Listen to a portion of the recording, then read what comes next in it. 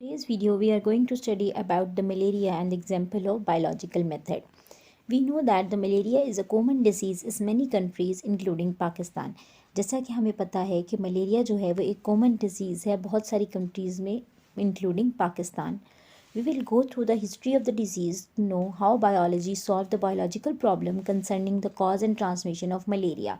तो हम इसे पढ़ेंगे किस तरीके से इस डिज़ीज़ को डिस्कवर किया गया और उसको सॉल्व किया गया.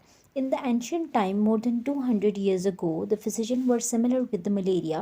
They describe it as a disease of chills and fever with recurring attacks, and they can observe that the disease was common among the people living in the low marshy areas. तो उन्होंने इस disease को chills और fever की तरह की एक disease consider किया और उन्होंने ये चीज़ भी फाइंड आउट की कि ये सिर्फ उन लोगों को होता है जो लोग लो मार्शी एरियाज़ में रहते हैं. It was thought that the stagnant water of the marshes poisoned the air. As a result of breathing in this bad air, people got malaria.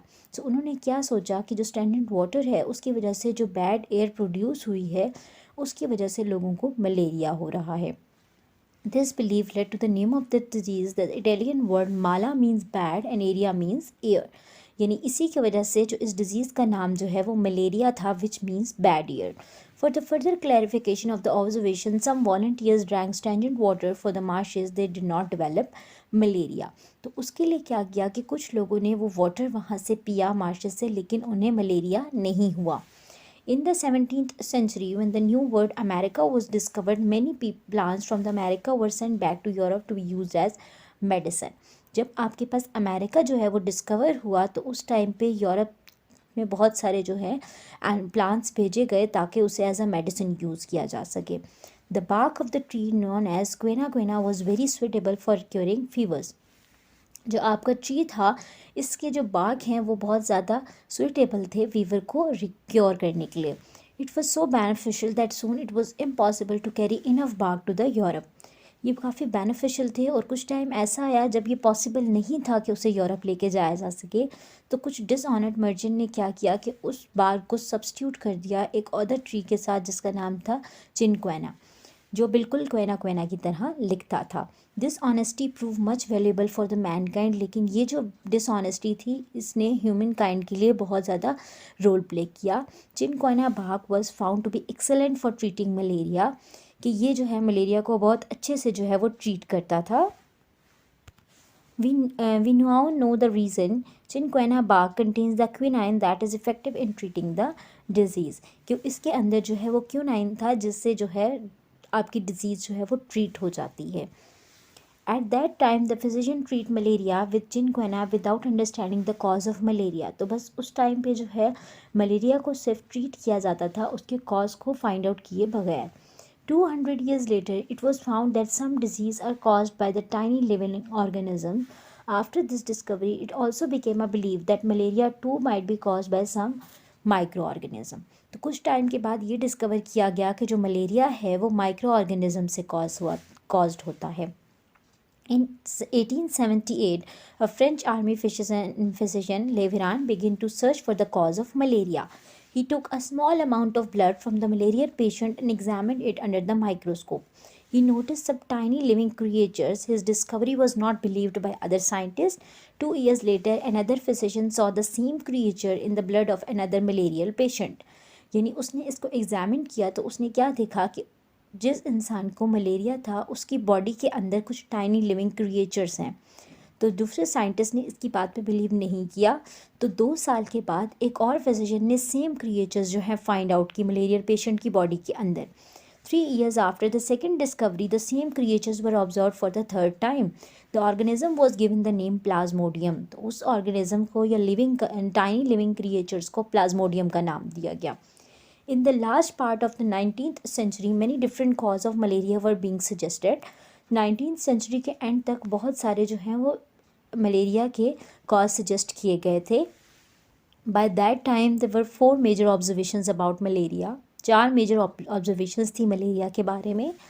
Malaria and marshy areas have some relation. Quinine is effective drug for treating malaria. Drinking the water of the marshes does not cause malaria, and Plasmodium is seen in the blood of the malarial patient. We know that the scientist use weather information observation has made one or more hypothesis. तो उन्होंने इस observation की base पर जो है hypothesis बनाए, और जो हाइपोथेसिस था वो था Plasmodium is the cause of malaria, यानी प्लाज्मोडियम जो है वो कॉज ऑफ मलेरिया है। Scientists does not know whether its hypothesis is true or false, but they accept it as might be a true and makes deduction. यानी उन्होंने इसको true consider करके उसकी डिडक्शन फाइंड आउट की। One of the deduction from the above hypothesis was, जो आपके hypothesis से deduction find out की गई उसमें एक थी, if the plasmodium is the cause of malaria, all the person ill with malaria should have plasmodium in the blood. अगर Plasmodium जो है वो कॉज ऑफ मलेरिया है तो जितने भी लोगों को मलेरिया है उनके ब्लड के अंदर प्लाज्मोडियम होना ज़रूरी है। The next step was to test the reduction through experiment which were designed as. Next step आपके पास था एक्सपेरिमेंट। उसको एक्सपेरिमेंट किया गया कि 100 लोगों का, जो लोग मलेरिया पेशेंट थे, उनका ब्लड लिया गया and that was examined under microscope. Microscope में उसे एग्जामिन किया गया। For the purpose of having control group the blood of 100 healthy person वो ऑल्सो एग्जामिन अंडर माइक्रोस्कोप। और 100 जो है वो हेल्दी लोगों का भी ब्लड एग्जामिन किया गया। So the result of experiment showed that almost all the malarial patient have plasmodium in their blood, while 7 out of 100 healthy persons also had plasmodium in their blood. Now we know that the plasmodium in the blood of healthy people was incubation period, that the period between the entry of the parasites in the host and appearance of the symptoms. तो आपके पास 100 में से 7 लोगों के अंदर जो है वो हेल्दी पर्सनस के अंदर भी प्लाज्मोडियम था, लेकिन वो इनक्यूबेशन पीरियड में था, जब आपकी बॉडी के अंदर अभी पैरासाइट इंटर हो जाता है और सिम्टम्स अपीयर होना स्टार्ट होते हैं। The result were quite convincing that prove that the hypothesis that Plasmodium is the cause of malaria was true. तो आपके पास ये हाइपोथेसिस जो है वो ट्रू हो गया था कि प्लाज्मोडियम जो है वो मलेरिया का कॉज है।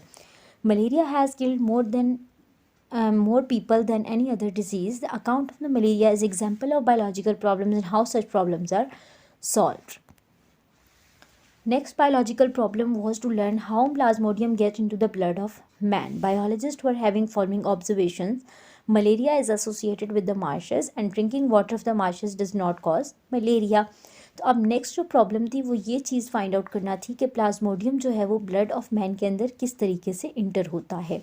तो उसके बारे में हमारे पास 2 ऑब्जर्वेशंस थी कि एक, मलेरिया जो है वो मार्शेस एरिया के साथ कनेक्टेड है, और दूसरा, उसके पानी पीने से मलेरिया कॉज नहीं होता।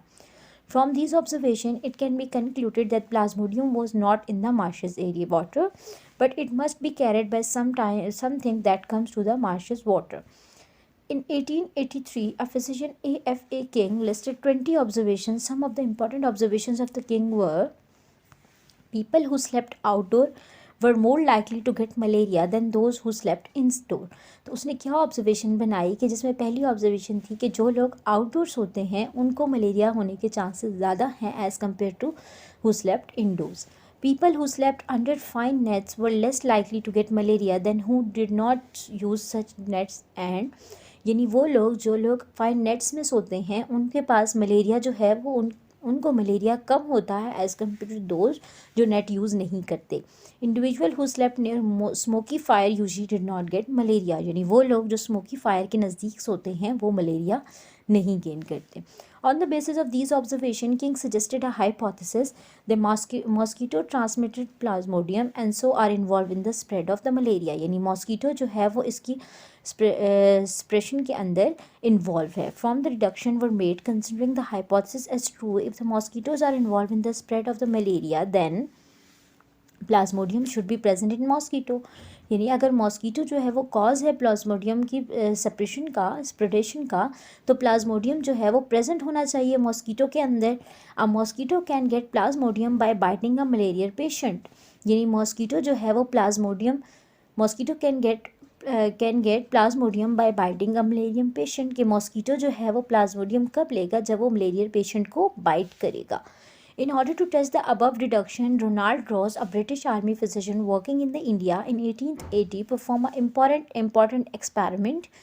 He allowed the female Anopheles mosquito to bite a malarial patient. He killed the mosquito some days later and found the plasmodium multiplying in mosquito's stomach.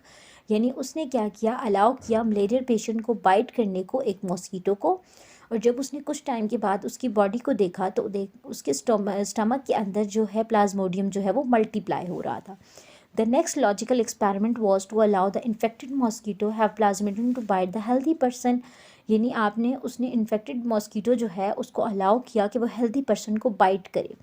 If the hypothesis were true, the healthy person would have get malaria.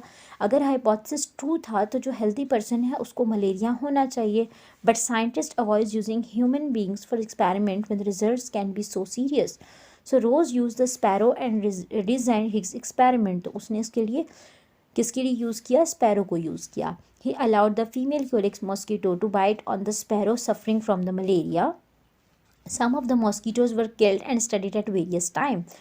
Roos found out that the plasmodium multiplied in the wall of a mosquito's stomach and then moved into mosquito's salivary glands, and he kept some mosquito alive and allowed them to bite the healthy sparrows. तो उसने क्या देखा कि जब malaria sparrow को उसने bite किया तो उसकी बॉडी के अंदर प्लाज्मोडियम जो है वो मल्टीप्लाई हो गया और उसने उस मॉस्किटोज़ को अलाइव रखा और उनको हेल्दी स्पैरोज़ को बाइट करने को कहा. Roos found out that the saliva of the infected mosquito contains plasmodia and then enters the sparrow's blood, and when he examined the blood of these previously healthy sparrow, he found many plasmodium in it. तो उसने क्या देखा कि Plasmodium जो है वो healthy sparrow के अंदर भी एग्जिस्ट करता है. So this is all for today's video. We will write back with another video.